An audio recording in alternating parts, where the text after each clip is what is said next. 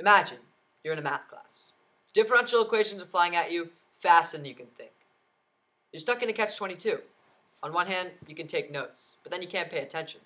If you try to pay attention, you have no notes to review. Now stop imagining, because this is what students like us face daily. In classrooms, a teacher's notes go right to the student's notes, without going through the brains of either. To fix this, we created Chalk, a web app programmed in JavaScript, HTML, and CSS that decreases note-taking, but increases collaboration. Creating Chalk was a great learning experience. Personally, I learned a new programming language and how to manage some 4,000 lines of code.